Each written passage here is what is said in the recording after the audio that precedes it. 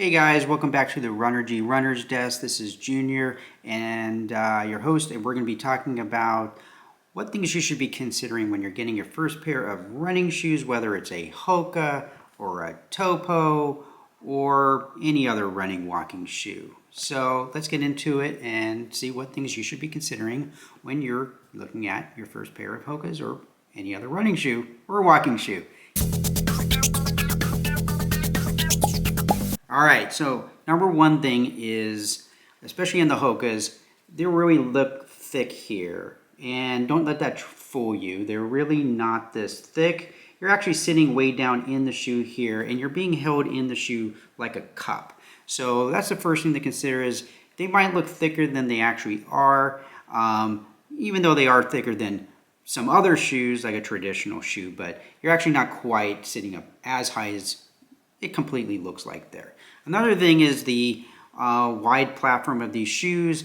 They can tend to stick out, and if you have a history of kind of hitting your heel on the other foot, you might do that even more so in a Hoka or any shoe that kind of has a really wide platform here and flares away from the shoe. You might hit the other shoe on your other foot. Another thing to consider is the wide platform. So you have this wide platform here, and you can see that it flares out on the sides here, but that's really not the fit of the shoe. The fit of the shoe, again, is just the fabric part here. So don't be fooled that these wide flares here on the side are going to contribute to the fit of the shoe. Those things are not going to make the shoe fit wider. This is actually a very true medium fitting shoe, maybe even a little bit on the snugger side. But these flares, people always seem to think like the shoe runs really wide. No, that's just the platform. So don't let that fool you. All right, so I do want to take a minute to say thank you for everybody who has subscribed. Keep subscribing, sharing, and liking the video. Right now we're at somewhere around 150 subs. Please help us get to our goal of 1,000 by the end of the year. We really appreciate it. Thanks for watching, and moving on with the rest of the video now. Here we go. One of the things that a lot of people ask is, will the shoe stretch?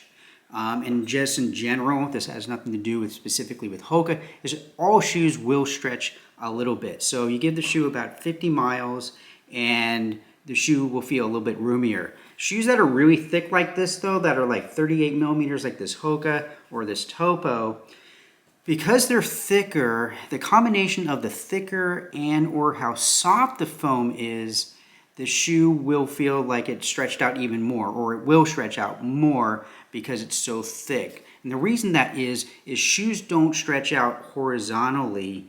They stretch out this way. They concave down.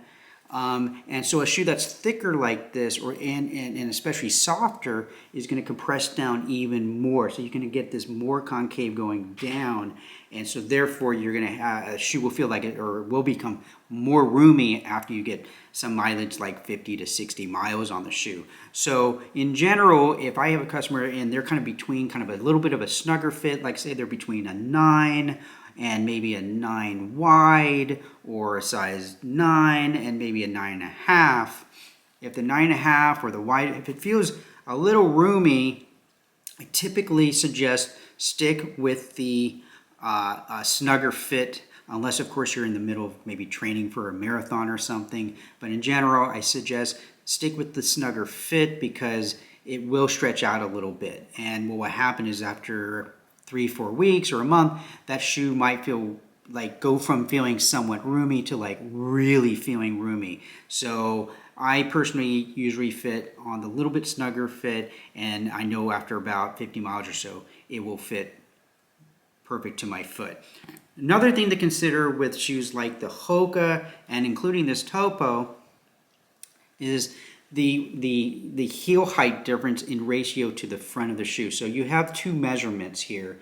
This is the ball of the foot and then the thickness of where the heel is. So this is the ball of the foot here, say, is 33 millimeters like it is on these two shoes, and then the back is 38 millimeters where the heel bone would be. That's a difference of 5. So this would be what's called a 5 millimeter drop shoe, which is different than a stack height difference. So if it's 33 here and 38 in the back, that's a 5 millimeter drop. The average between these two is somewhere around 36 stack height. That's the overall average thickness of the shoe. But that's something to keep in mind if you're used to a shoe with a thicker or a higher heel, like a Brooks Adrenaline or Brooks Glycerin, or some of the older Asics Kayanus and stuff like that, or just running shoes and walking shoes over the years. They typically have been about a 10 millimeter difference. So they would be like, say, 20 millimeters here and then 30 millimeters in the back, so a difference of 10. Hokas in general, not all of them, but pretty much most of them are a 5 millimeter difference, and you might feel like you're leaning back in the shoe. Walk around in the store for a little while, or in your house if you got them. Wear them around a little bit inside and just see how it feels for you. Most of the time, that low heel where you tend to feel like you're leaning back, that is going to go away. So give it a little bit of time. Walk around in it first. Don't just put them on and go, oh, I'm leaning back. This isn't for me. Try it out. Give it a good little run. Pun intended there. So next thing is slipping in the heel. Okay, this one I do get quite a bit because Hokas tend to have more of this rocker thing. They don't tend to flex like shoes. Some shoes do more of a flex. So what happens is the shoe is stiff. See, I'm trying to flex the shoe and I can't. And so what happens is your heel will pop out of the heel of the shoe.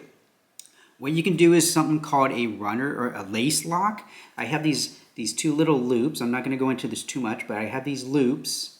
And then what you'll do is you would cross the lace into those loops, and it would do it will lock your heel in much more snug. It's just called a lock lace, or a locking, like a runner's lock or a lacing lock. Tons of videos out on that. If you can't find them, let me know in the comments, and I'm happy to make one for you in the future. But just know that you can make it snug in the heel a little bit more by doing that lace lock. Also remember, the shoe is going to break in a little bit after some mileage, and you'll get in there. So wouldn't be too concerned if it's slipping in the heel a little bit, but if you're slipping a lot, maybe consider a different shoe. So let's see here. Another thing with fitting yourself in a Hoka or any other shoe for that matter, please do not go by the old sticking your finger in the back of your heel and then seeing how much space you have there.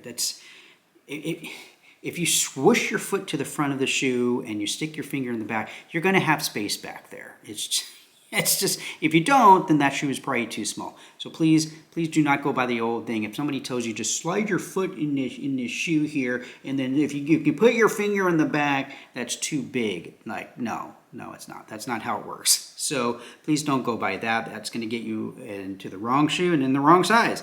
All right, let's see here. Oh, in fact, the way I fit shoes is I go by the ball of the foot. Should be at the widest point of the shoe, and I fit from the ball of the foot to the heel. I'm not so concerned about the toe or that finger in the back. Heel, that doesn't make a difference. It's the ball of the foot should be at the widest point of the shoe. That is where the shoe will rock, or it will flex, or it should. And if you have longer toes, your toes will come closer to the end of the shoe. If you got shorter toes like I do, you'll have entire space in there to put a yacht in front of your toe. But the ball of the foot should be at the widest point of the shoe, and either way, you should never be touching the end of if you've got really long toes, you shouldn't be touching the end of the shoe. But in general, fit the widest point of your foot at the widest point of the shoe here. It should be in here. That's the correct way to fit, not just by the toe. Just a little tip there for you. All right, another thing to consider when it comes to Hokas and really any other running shoe and walking shoe out there is what kind of tread do you want on the bottom. You can see there's a lot of white foam on this shoe. If you're not going to get the best tread on trails, okay? So you're probably going to want a trail shoe if you're going to be using this mostly on dirt and on trails. This is more of a road shoe. You can see a trail shoe will have much more knobs and things on there. You might even have a yellow little logo there that says Vibram. So something to consider. Hoka and all these other brands like Topo. Again, this is a road shoe. You can see the bottom is very slick. This is not going to be great on trails. Full long-term review on this shoe coming up, by the way. So if you want to stay tuned for that. Make sure you subscribe. And so again, Hoka, most of the brands, but Hoka specifically makes a road shoe category, a trail shoe category, and then what is called an ATR, or any terrain ready shoe. The main shoe for me in that category is the Challenger, and that is a great shoe on road and trail, treadmill, it doesn't care where you are. It works great on all of them. It's really a nice, versatile shoe that works anywhere. So nice option there for you from Hoka. And then the other thing is, so two big things, which I actually have videos, other separate videos on. Number one is this arch. So this particular shoe, a lot of Hokas, they come up the sidewall here on the side of the shoe pretty aggressively, and they curve in right in here. You can see the curve on this particular shoe is pretty curved right here. You want to make sure that that is comfortable. And again, this is nothing, if it's not specific to just Hoka, any shoe. Same with like here, this Topo. All right, you can see where it kind of curves in right here. You want to make sure that that is comfortable. If you are in a store or you just got the shoes delivered to you, and you're walking around your place and you're feeling this kind of push in right in here, do not expect that that is going to break in and become comfortable. I have a video, I will put a link thing at the end of the video here for that video, as well as this other one coming up, which is if you have an insole or a orthotic insole, this curve can actually create a squeak between your orthotic, your insole, and the sidewall of this shoe. So that is very common. Both of these issues with the arch and the squeaking, I have videos I'll pop up towards the end of this video. And so you can see how to get rid of the squeak, and also how to manage that arch if it's cutting in on you, if you had just gotten some Hokas.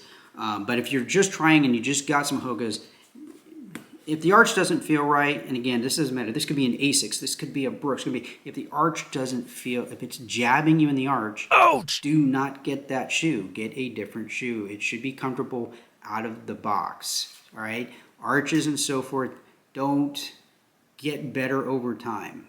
Okay.